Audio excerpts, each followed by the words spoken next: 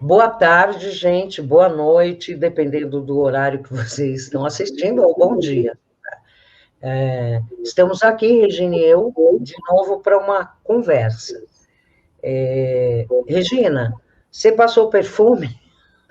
Passei.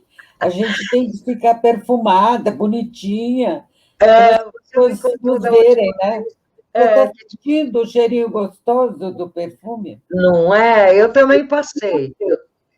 Eu te falo que eu tenho uma certa preguiça, às vezes, de fazer live, porque tem que se maquiar. Mas virou a nossa salinha de visita, ou a gente espera que vire. Como eu te É, falei hoje, combinando o horário, eu estou muito brava hoje, né? Eu te disse. eu A sei. Lígia Fagundes Telles, nossa dama da literatura brasileira, faz 98 anos hoje, Regina, e ninguém falou nada. Né? Ontem teve Fantástico, deveria ser um lugar de homenagem, você não acha que não? E os jornais, não tem nota ontem, não tem nota hoje, gente. A Lígia, felizmente, está viva. É uma escritora brilhante e uma palestrante imperdível. Como é que pode, Regina? Que É um país é esse o absurdo. nosso? As pessoas hoje estão perdendo a noção do que seja notícia. A Lígia é notícia em qualquer circunstância, em qualquer país. O nome dela já saiu daqui, já se projetou em vários outros países. Lígia Fagundes Telles é um nome a ser honrado, a ser prestigiado, e ninguém falou absolutamente Além nada. disso, Regina, Então vamos falar nada, nós, nada, né? nada. Então Vamos vamos falar, falar. você sabe que eu conheci, eu tinha uns 15 anos, li As Meninas, e eu era uma menina aqui da periferia de São Paulo, tinha 15 anos, um pai espanhol meio bravo, não queria que nem que eu estudasse, ainda bem que eu tinha minha mãe, machista, maravilhoso, mas machista. E eu li As Meninas. Para mim, aquele livro foi revolucionário, quer dizer, as mulheres já estavam queimando o sutiã, mas eu me encantei com aquele livro e com tudo o que acontecia ali. Aquilo fez a minha cabeça, foi super importante. Eu amei ler As Meninas. E depois comecei a ler os livros todos dela, né? Você deve ter tido a chance de conhecer a Lígia mais de perto, né? Entrevistei a Lígia várias vezes. Eu tinha o livro As Meninas com uma dedicatória dela para mim. Emprestei esse livro para alguém. É, eu não gosto de emprestar livro, Lu. Eu tenho um ciúme dos meus livros doido. Meu filho, Uma das coisas que eu mais tenho tristeza é que eu tinha um livro do Baldo Ribeiro, Viva o Povo Brasileiro, com uma maravilhoso. dedicatória para mim, linda. Emprestei esse livro, eu sei para quem foi, e simplesmente a pessoa diz: não, não emprestou e tal. O livro As Meninas, da Lígia, eu emprestei também, com dedicatória dela. Não sei onde foram parar. Mas eu tenho alguns livros com a dedicatória dela. Que Olha, fantástico. Esse aí é de 87, é isso? Mistérios, é um livro maravilhoso. Maravilhoso. E tem o outro também, com a dedicatória dela, Histórias do Desencontro. Esse também é um livro maravilhoso. É 63, é Ela isso? dedicou, entre as pessoas que ela dedicou, foi para Hilda Hilst, que era muito amiga dela. Sei. Você é muito jovem para os padrões meus, então você não viveu essa época, mas em todo lugar que a gente ia, estreia de teatro, vernissage, etc., geralmente a Lígia e a Hilda estavam juntas. Para minha felicidade, eu conheci as duas. A Hilda Hilda também era um encanto de pessoa, era um amor. Poeta maravilhosa. Pois é.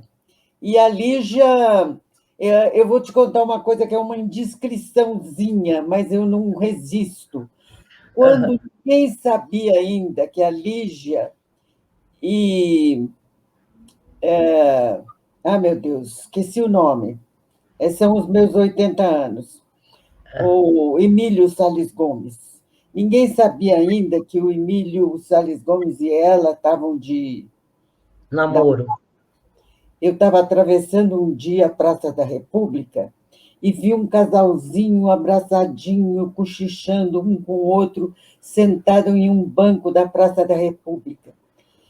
Era a Lígia e o Salles Gomes. Eu achei tão bonitinho. E depois, alguns meses depois, é que se soube que a Lígia e ele estavam com um romance lindo, etc. É uma história que eu nunca contei para ninguém, mas estou contando aqui uma indiscrição, né? A Lígia, além de tudo, é uma mulher linda, né? Ela é linda aos 98. Muito linda, muito Eu linda. conheci a Lígia pessoalmente, eu acho que foi na Bienal de 2002. E aquela mulher maravilhosa dando palestra, porque ela é muito jovem, né? E ela, além de escritora, ela é uma pensadora, né? Ela pensa muito a vida. Eu lembro que naquele dia ela disse que o ser humano era um bicho tão egoísta e tão complicado que a convivência era um milagre. Eu nunca mais esqueci dessa frase dela. Depois eu acho que o Hélio Goldenstein fez um documentário sobre ela, tenho quase certeza disso. E ela brilhava, porque ela brilha, né? É uma mulher cheia de vida. E Eu ela, lembrei uma frase também que ela disse, que é assim, o caminho mais curto entre duas retas pode ser, não, o caminho mais curto entre duas linhas pode ser uma reta, mas é nos caminhos curvos que se encontram os melhores momentos e as melhores coisas da vida. É uma coisa assim, e é verdade, né? Aquela coisa certinha. além de tudo, ela tem um bom humor muito desenvolvido. Ela é uma pessoa que, quando a gente conversava com ela, faz muitos anos que eu não a vejo, quando a gente conversava com ela, a gente ria muito. Ela tinha um bom humor, uma crítica pontiaguda que fazia a gente rir muito. Ela tem um sorriso iluminado, né? É um absurdo os jornais não estarem falando dela hoje. É um absurdo. Regina, você vê, não 96 fala dela, anos. e depois, 98 anos. E 98. depois, 98, quase um centenário. E depois, né, essa mesma elite intelectual se diz vexada porque o brasileiro não lê. Se a gente não paparica nossos ídolos, né, os livros da Lígia são maravilhosos, mas se nem a imprensa fala disso, e fala dela, e fala dos livros, como é que a gente quer que um garoto de 15 anos conheça a Lígia, né? O que eu sinto que se faz com os livros no Brasil é assim, o menino de 15 anos enfia um goela abaixo do garoto, Memórias Póstumas de Brás Cubas, livro maravilhoso, de Machado de Assis, mas que nenhum menino de 15 anos vai conseguir entender. O Machado é um livro para se degustar conforme se amadurece, não é isso? Né? Aí enfiam, fazem o menino fazer uma ficha, ele passa a odiar Machado de Assis. Você sabe que eu acho, às vezes, que a escola, para não dizer os professores, porque senão eu vou apanhar, é muito responsável pelo fato das crianças não, os nossos jovens não gostarem de ler, e às vezes eu acho que que esses que indicam livro em hora errada para as pessoas, também não leram os livros, porque se tivessem lido, saberiam que certos livros do Machado de Assis, Dom Casmurro, você vai entender melhor se tiver um pouquinho mais velho. E ele tem livros que dá para entender, é um jeito de começar, não é isso? Mas, Lu, a mentalidade hoje de não se reverenciar os nossos escritores bons, os nossos artistas, é a mentalidade que apareceu no Paulo Guedes dizendo que se deve taxar os livros. Quer dizer, dizendo que só os ricos leem livros. Aliás, uma livraria do Rio de Janeiro fez uma brincadeira maravilhosa. Fotografou a porta deles com uma mensagenzinha assim, ricos por aqui. E escreveram: senhores ricos, não temos ainda o prazer de conhecê-los, mas gostaríamos muito que viesse à nossa livraria comprar os nossos livros. É um absurdo taxar livros. Aliás, é anticonstitucional. Está na nossa Constituição que não pode taxar livros e jornais e revistas. O que é isso agora? Regina, eles isentam de impostos sobre os lucros igrejas, principalmente as evangélicas, né?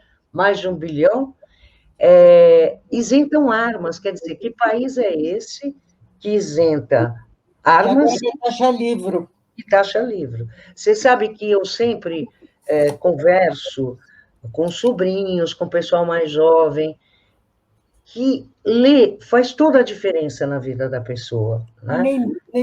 Não tenha dúvida. Você sabe que existe, né? Eu acho que entre uma pessoa que lê e uma pessoa que não lê, a pessoa que lê vai ter muito mais oportunidades, porque ela raciocina, aprende a própria língua, começa a ter habilidade para fazer as melhores escolhas, não é isso? Olha, a UBE reagiu muito bem. O Ricardo Ramos Filho, que é o presidente da UBE, eu vou ler para vocês aqui, porque é grandinho, e eu não tive tempo de decorar isso aqui. Ele disse o seguinte: cidadãos de baixa renda têm o direito de escolher o que querem ler e o que não podem, e não podem ficar sujeitos à doação de livros pelo poder público, porque o Paulo Guedes, para justificar, falou: não, nós taxaremos os livros, mas o governo vai doar para as pessoas mais necessitadas alguns livros. Quer dizer, eles querem doar os livros escolhidos por eles. E a UBE, o Ricardo Ramos, disse: não, a população tem o direito de escolher o que querem ler. É um absurdo. Olha, Regina, eu tenho duas experiências pessoais. Eu não queria falar muito, né? Porque tem gente que fala, não fala muito, mas tenho duas experiências pessoais. Eu sou uma menina que nasceu numa família pobre, de luta. Eu nasci em São Paulo, no Tatuapé, fui para o interior e depois fui criada no Jardim Vila Formosa, perto de um cemitério, o maior cemitério da América Latina. Era a periferia da periferia, a rua sem asfalto, tudo isso. O que fez a diferença na minha vida, né? Minha mãe gostava de ler, assinava a família cristã, foi gostar de ler. Eu tinha paixão por ler. Aí eu pegava livro da biblioteca da escola, pegava livro da biblioteca da Vila Manchester, pegava livro da biblioteca circulante do Tatuapé e lia. E eu digo para você, a minha escola pública já não foi boa, já era em plena ditadura, não tinha aula de história, era estudos sociais, aquela coisa que você sabe que a ditadura fez com a minha geração. Mas o fato de ler foi me abrindo os olhos, a alma, a mente. Bom, aí eu estudei, porque eu queria estudar, virei jornalista, tudo isso. Há uns anos atrás, eu resolvi abrir uma editora. Eu não me arrependo porque sou louca, mas eu resolvi com mais 2 sócios, nós abrimos uma editora, logo os 2 sócios não aguentaram e saíram. Eu trabalhava feito louca na minha agência de comunicação e toda a grana que sobrava eu jogava na editora. Eu acho que daria para comprar um belíssimo apartamento nos Jardins com tudo que eu gastei na editora. Vida de editor e de escritor é muito difícil. O teu livro, 50% do preço de capa dele vai para a livraria, sabia disso? É. É 50%. Agora ficam reclamando que a Amazon quer 52%. Bom, eu já cheguei a deixar 60%, e era ainda consignado, se vendesse. Aí você paga revisor, paga o autor muito pouco, que é de 8% a 10%. Bom, paga a gráfica, só falta ter que pagar imposto. Bom, depois de 12 anos investindo e perdendo, eu resolvi fechar a editora.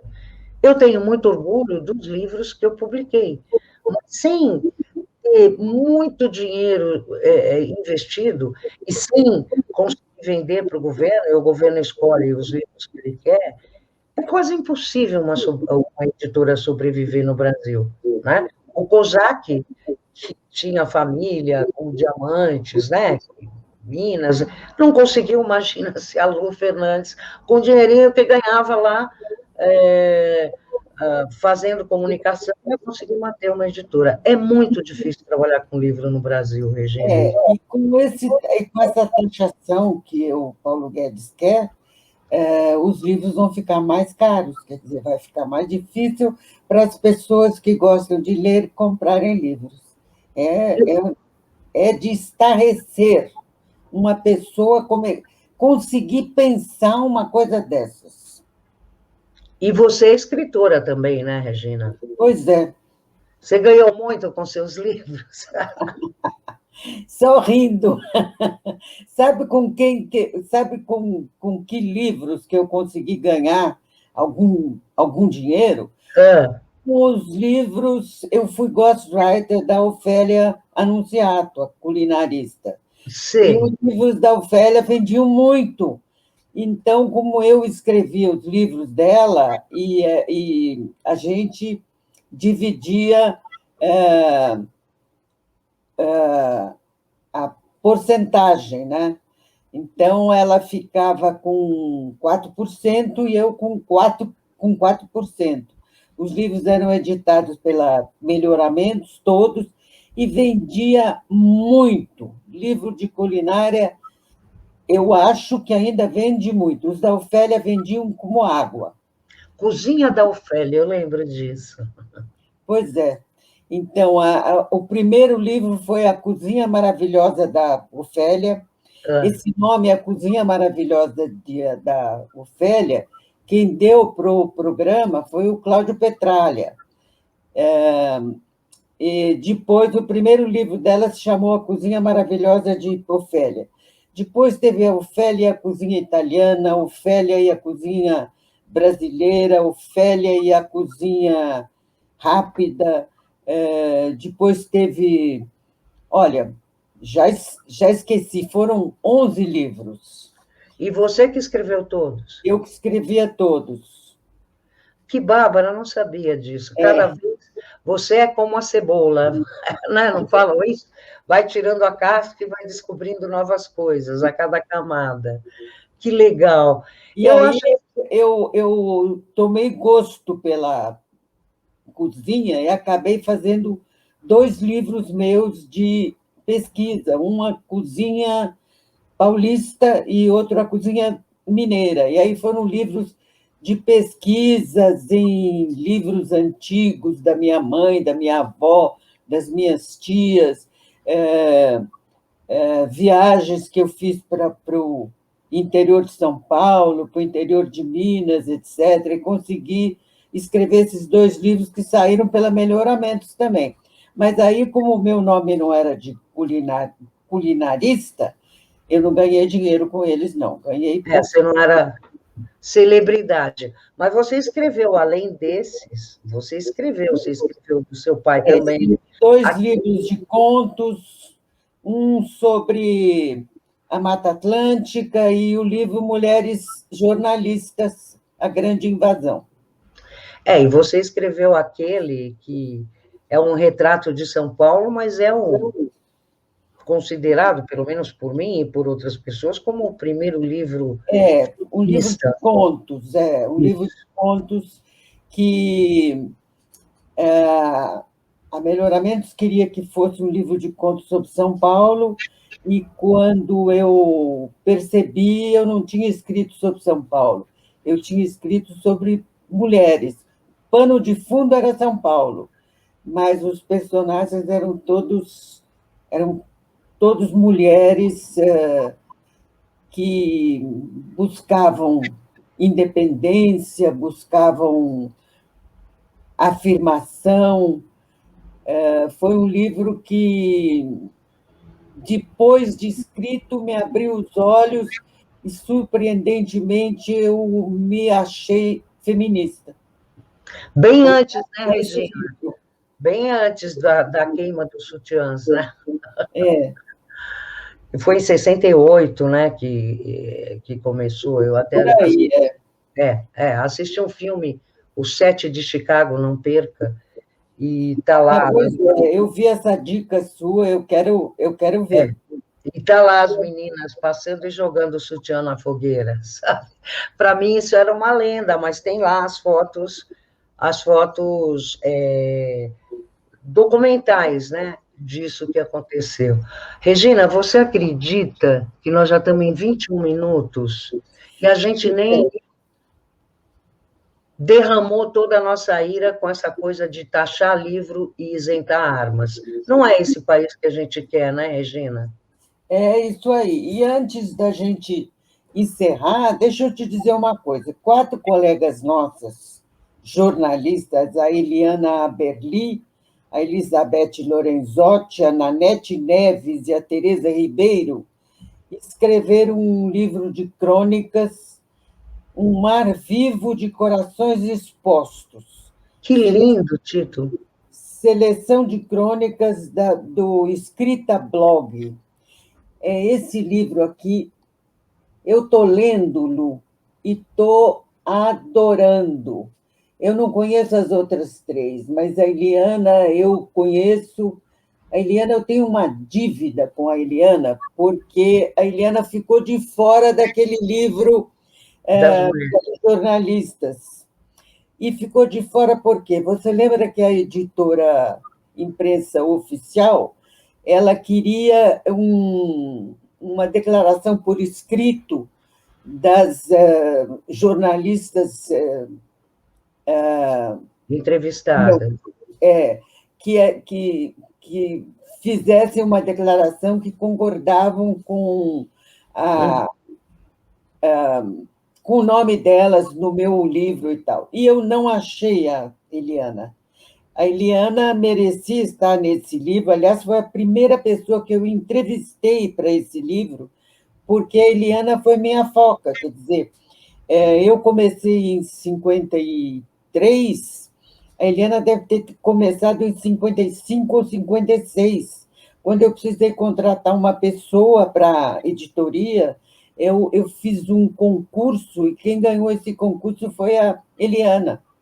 Então, olha que incrível! A Eliana merecia estar nesse livro, claro, e ficou de fora porque eu não achei.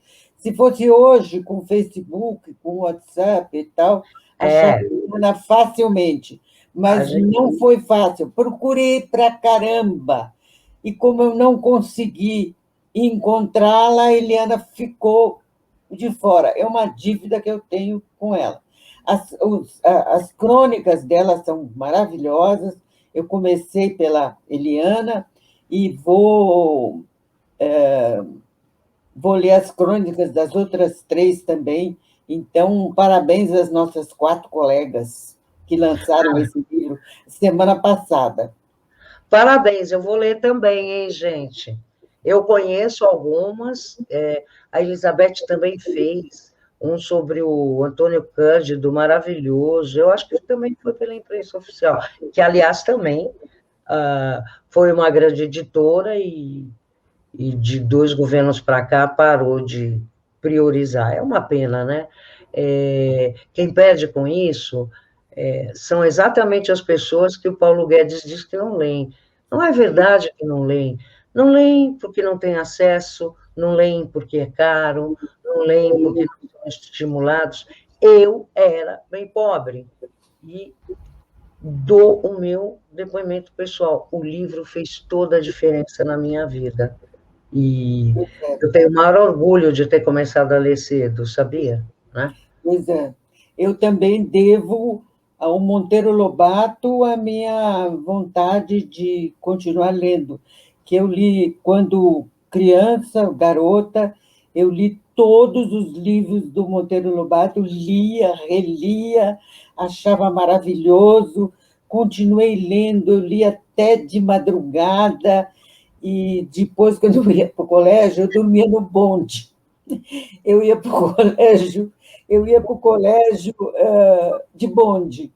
O motorneiro já me conhecia, era a menina que dormia no bonde. Quando eu Eu estava dormia no no ônibus, colégio, ele me acordava, porque eu mas você ficava sabe que de madrugada.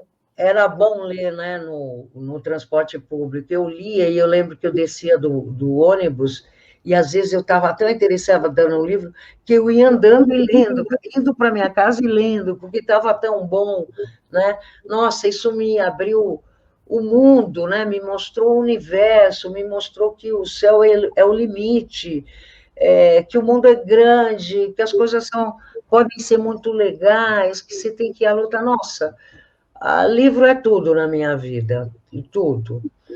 Então, vamos entrar nessa briga, né, Vamos falar outras vezes disso, é importante a gente falar nisso, não só taxem as armas, não os ali. livros, pelo amor de Deus, né? Não é isso? É isso aí. Oh, minha amiga, um beijo bem grande. E, nosso parabéns para a Lígia, que merecia páginas e páginas, documentários, tudo, porque ela é maravilhosa. Beijo Sem grande. dúvida. Beijo, Lu.